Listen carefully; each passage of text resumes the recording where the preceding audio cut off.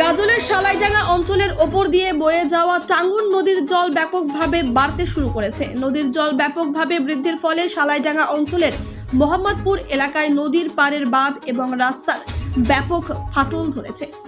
বাঁধের এবং রাস্তার কোথাও কোথাও ভেঙে যাচ্ছে। যে কোনো সময় পুরোটা বাঁধ এবং রাস্তা ভেঙে এলাকা প্লাবিত হতে পারে, সেই আশঙ্কায় ভুগছেন এলাকাবাসী।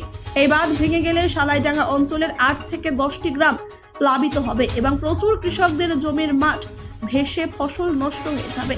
প্রচুর প্রাথমিক বিদ্যালয় ডুবে যাবে। এলাকাবাসী অঞ্চলে এবং ব্লকে জানিয়েছেন এখনো পর্যন্ত কোনো কাজের কাজ কিছুই হয়নি। বাধ্য হয়ে গ্রামবাসী ও স্থানীয় লোকজন নিজেরাই উদ্যোগ নিয়ে বাঁধ এবং রাস্তা মেরামতের কাজ করছেন। তারা নিজেরাই বালি ও মাটি কেটে বস্তায় ভরে বাঁধ দিচ্ছেন।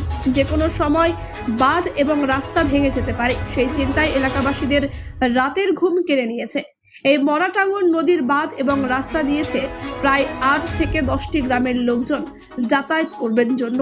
এই মরাটাঙ্গন নদীর বাঁধ এবং রাস্তা দিয়ে প্রায় 8 থেকে 10টি গ্রামের লোকজন যাতায়াত করে থাকেন। এর ফলে 8 থেকে 10টি গ্রামের কৃষকদের জমির মাঠ রক্ষা হচ্ছে।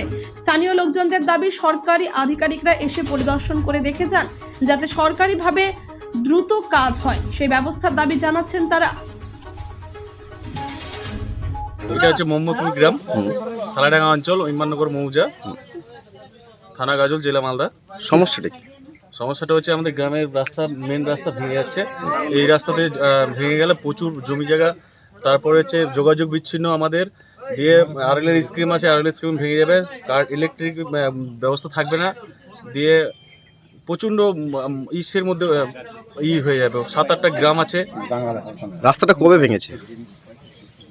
এই 2-3 থেকে 3 দিন শুরু হয়েছে ভাঙানো। এই নিয়ে কথায় কথায় অভিযোগ করেছেন? আমরা অঞ্চলে জানিয়েছি, ব্লকে জানিয়েছি, ডিস্ট্রিক্টে জানিয়েছি। কি আশ্বাস পেয়েছেন তাদের কাছ থেকে? তারা আশ্বাস দিচ্ছে, কোনোদিন এখন পর্যন্ত আসেই কোনো কিছু সহযোগিতা করেনি। এখন কি চাইছেন আপনারা? আমরা চাইছি যে একটু সরকারি সুযোগ সুবিধা যদি পাওয়া যায় তাহলে আমাদের ভালো হবে। হ্যাঁ, ভালোভাবে আমরা বার্তা দিতে পারবো। আচ্ছা, আপনার নাম? আমার নাম মোহন মাহাতো, বাড়ি মোহাম্মদপুর। হচ্ছে মহাদেবপুর গ্রাম, কি অঞ্চল? সালাইডাঙ্গা অঞ্চল, ইমামনগর মৌজা।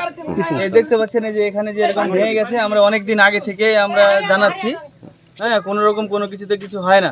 আজকে আমরা দেখছি যে আমাদের তো এখানে মোটামুটি 8টা-10টা গ্রাম, অনেকগুলোই মানে গ্রাম আর কি, তো সব তো একদম ভেসে চলে যাবে। হ্যাঁ, এত জমি সব, এগুলো সব ধান বান সব হয়, এগুলো সব নষ্ট হয়ে যাবে।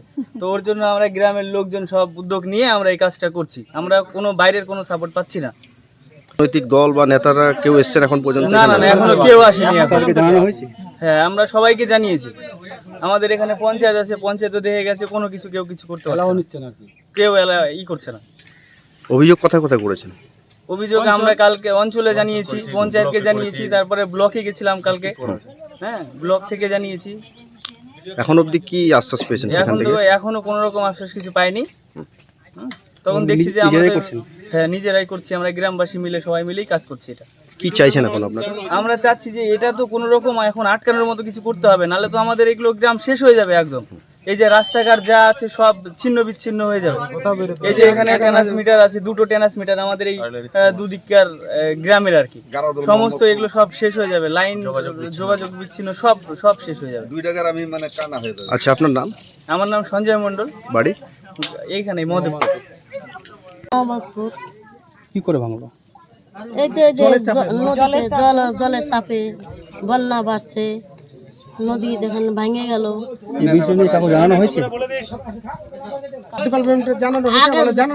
জানানো হয়েছে, বলছে যে বাদ দিব, পাথরের বাদ দিব, কিছুই তো হয়েছে না। আসছিল তো, ছবি করে নিয়ে গেছে, দেখে আসে ছবি করে চলে যায় নিয়ে।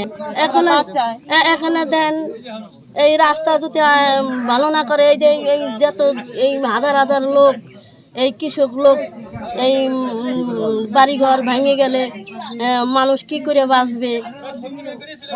তারা বাচ্চা হোক, এই চাইছিল রাস্তাঘাট ভালো হোক, নদী বান্ধা এটাও ভালো হোক, তখন কৃষক বাঁচবে। এলো 10-12টা গ্রাম ভেসে যাবে, অনেক ভেসে যাবে।